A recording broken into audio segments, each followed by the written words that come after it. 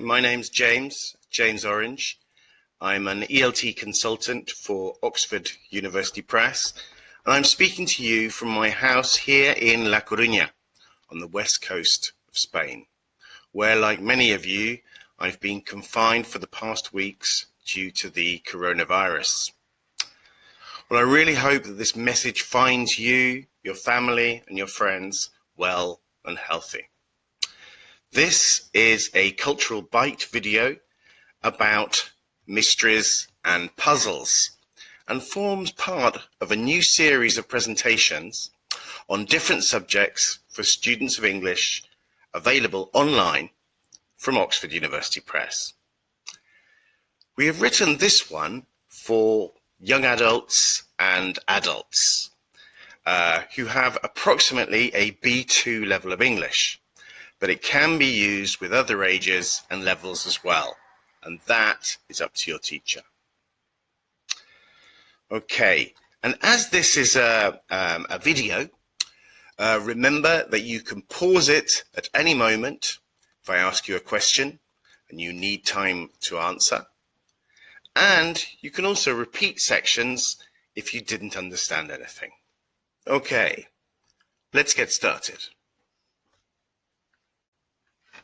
Okay, well, who is this? And what was his job?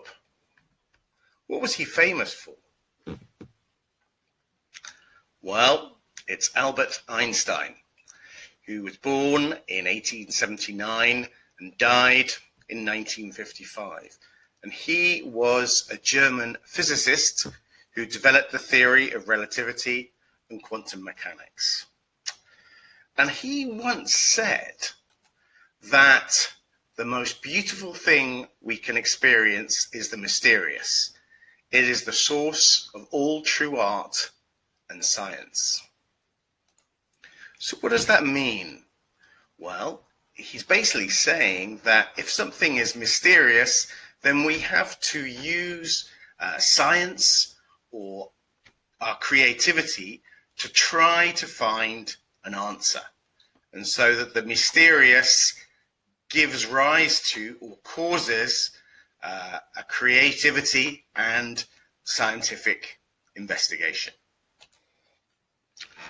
And even in the 21st century, there are still many things we don't know.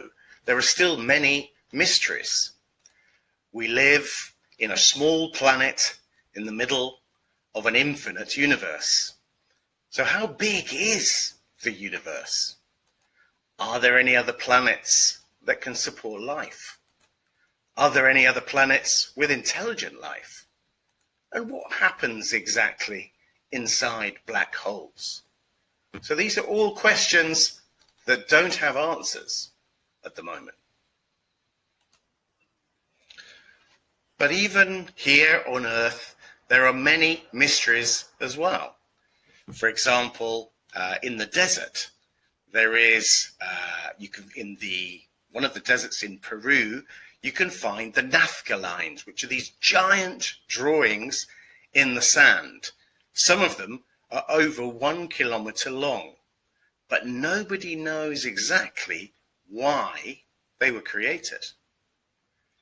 There are mysteries in the mountains, and people say that in the Himalayas, they've seen yetis, giant abominable snowmen. And there are many mysteries as well at the bottom of the sea. 75% of the earth is water, and in some of the deepest parts of the ocean, there are animals that have never been discovered. People also used to talk about the Bermuda Triangle, where boats and planes would disappear. And in Scotland, we also have the myth of Nessie, the Loch Ness Monster. And in the jungles of the world, there are many animals that have never been documented, and places in the Amazon that have never been visited by humans. And in fact, there are many mysteries in our own bodies. Just look at the current crisis with the coronavirus that has the entire planet in lockdown. Perhaps we have to acknowledge that we are just part of nature and not superior to it. We have evolved, though, and there are many things that people believed in the past that we now know are rubbish. For example, in the old days, many, many years ago, people believed that if you drank the blood of a gladiator, that would cure epilepsy. Also, people used to believe that the world was flat until we circumnavigated the globe and discovered that it was a sphere. People also in medieval times believed that redheads became vampires when they died. And when trains were first introduced, many people thought that traveling on a train would send you insane or would make you mad because of the side-to-side movement of the train. Do you believe in UFOs? In English, we call them flying saucers. And people have said that they've seen flying saucers for a very long time. And there have even been photos taken. Now, with Photoshop, it's very easy to modify a photo to create a fake picture of a UFO. Just type flying saucer into Google and you'll see how many pictures there are. But maybe this is a picture of a hat or a frisbee. As human beings, when we see things, we want to understand them. So we look for patterns or images that we've seen in the past that help us to understand or decipher a new image. And our search for patterns helps us, for example, to solve a jigsaw puzzle or to understand a phrase with letters missing. And for example, here you have two phrases with letters missing. Do you know what they say? Remember, you can pause the video while you think. Well, the first phrase says, "Can you read this?" And the second one is, "My name is James." Okay, well, a riddle is a question or a phrase with a double or hidden meaning, presented as a puzzle to be solved. Okay, well, here are some riddles. Let's see if you can solve them.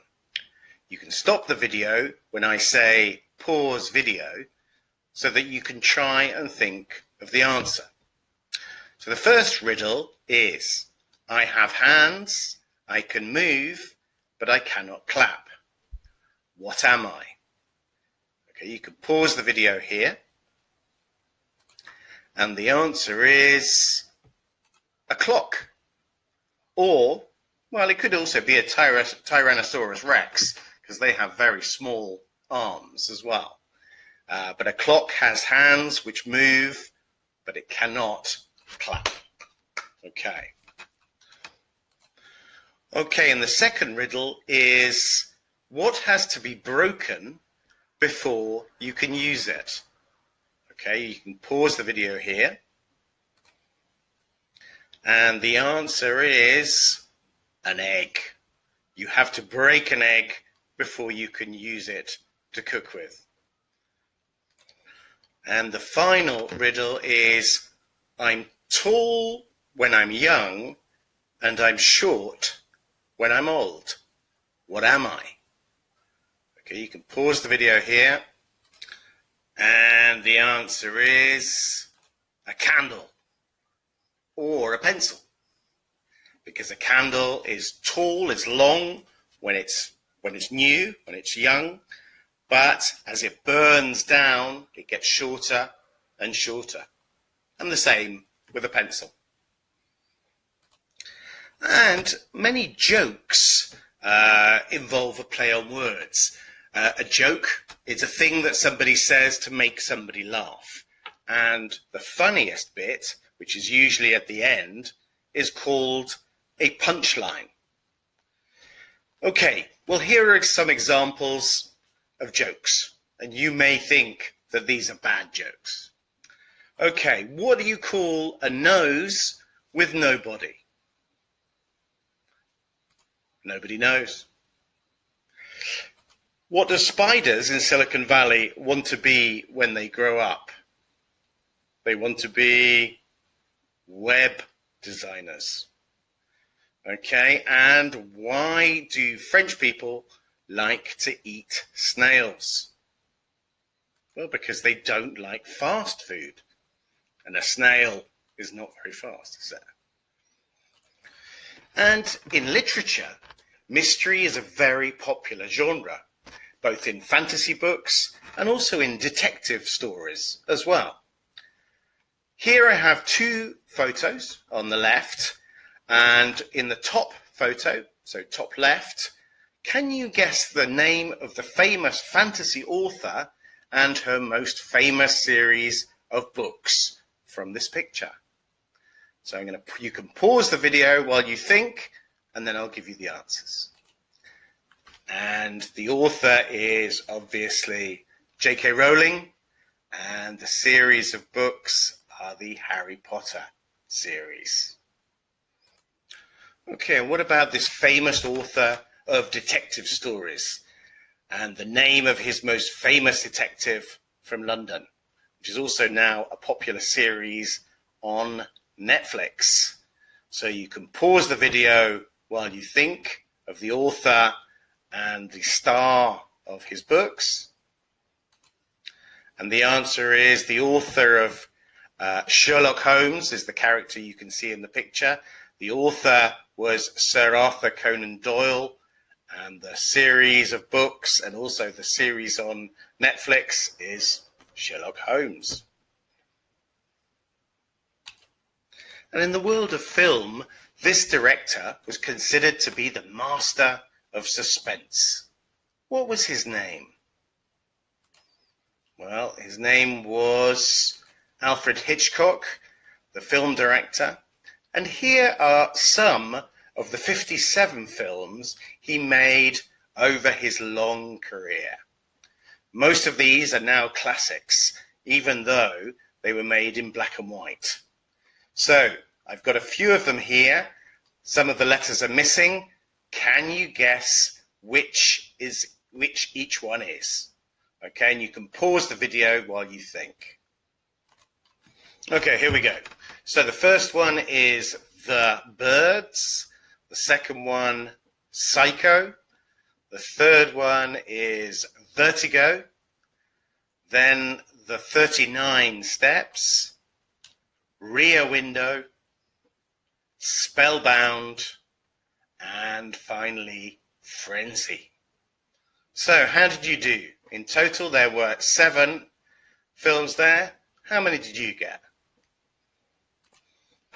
And now in modern times, mysteries continue to fascinate us. Look at the popularity of a series like Stranger Things. In fact, I have a question for you. A trivia question.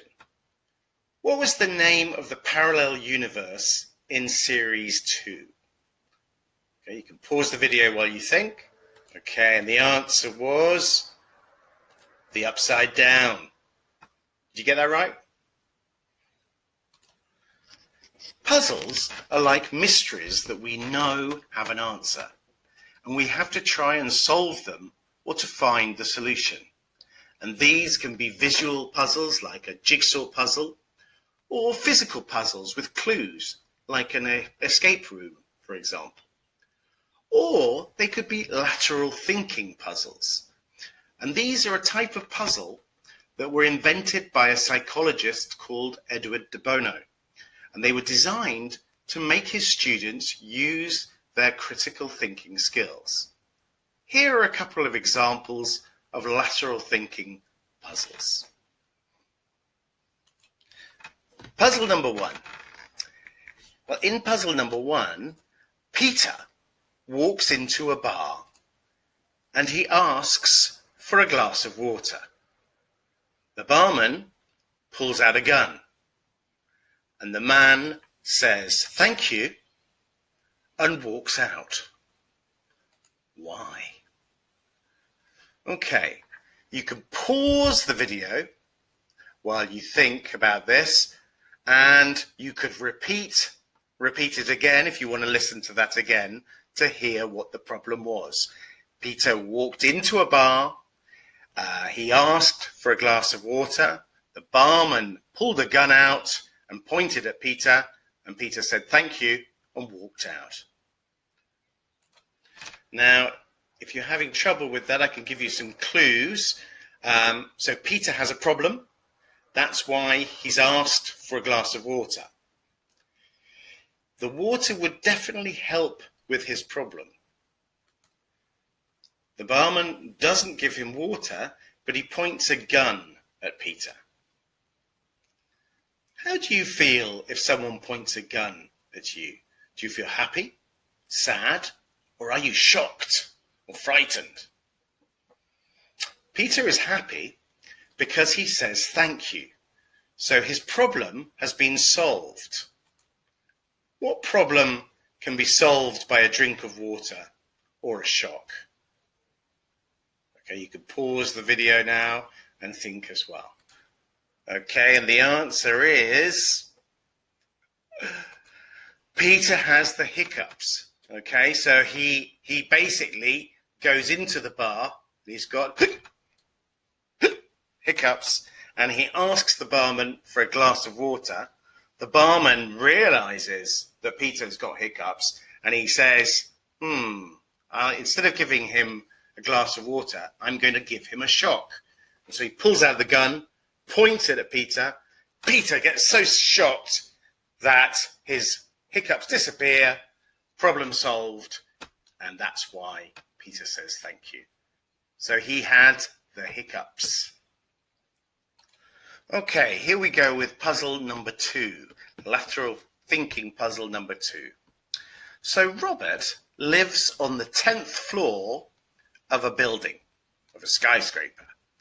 And every day he takes the lift down to the street and he goes to work. And at the end of the day, he comes back from work, back to the building, and he takes the lift to the 7th floor, not the 10th floor. And then he walks up the stairs to his flat. So I have 2 questions for you.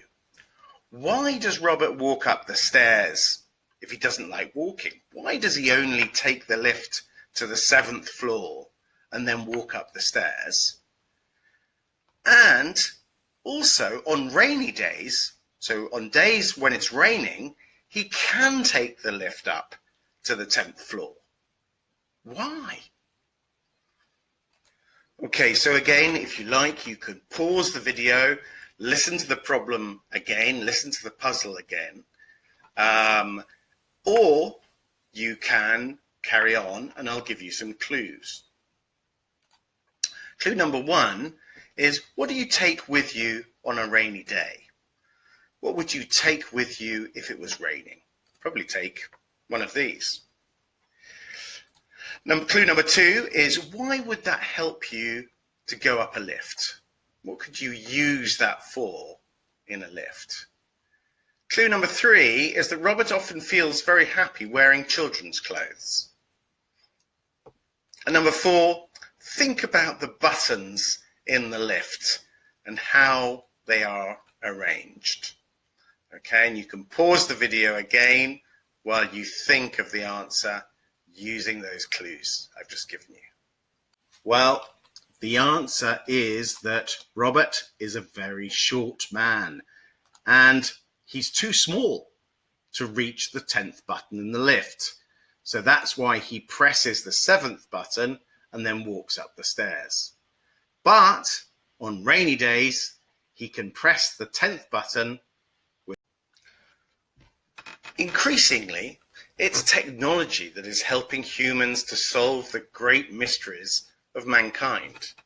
And here, for example, you've got the Hubble telescope, which is positioned in space And orbiting the Earth, it allows us to see further into space than ever before. And electron microscopes can magnify things as many as 500,000 times, 500,000 times.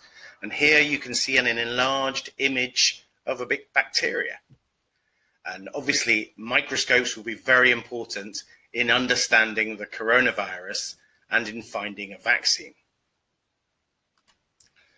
AI, or artificial intelligence, and computers are revolutionizing every part of our lives.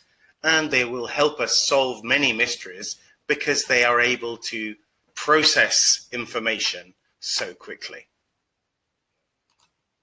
And digital cameras can slow things down or speed things up so that we can see things that we wouldn't be able to see with our naked eye, so that we can understand them better.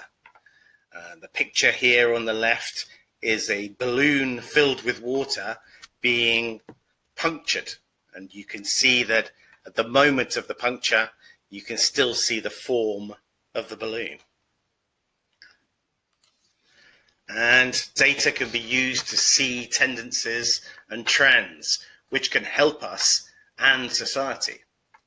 But data can also be weaponized or used against us.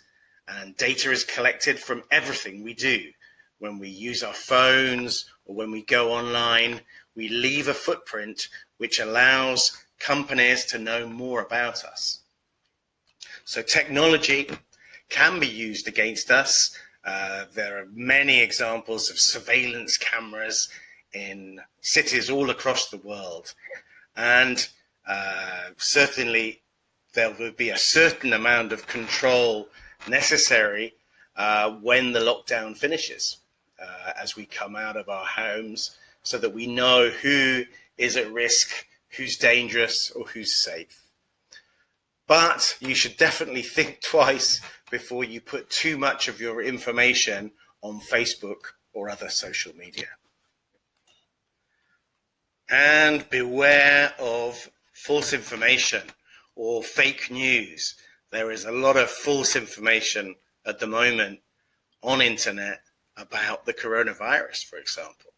So be careful, think for yourself, and listen to different opinions from different people, and not just your own group of friends, because we are all at risk of being influenced by people on internet. And it's surprisingly easy to create fakes these days on internet, especially with Photoshop. So my conclusions when talking about mysteries and puzzles is that mysteries and puzzles encourage critical thinking and creativity, but they also show us the limits of our knowledge of the world. Okay, well, on behalf of myself, James, and all my colleagues at Oxford, thank you for watching. I hope you have enjoyed this cultural bite. See you soon, and in the meantime, stay home and stay safe. Goodbye.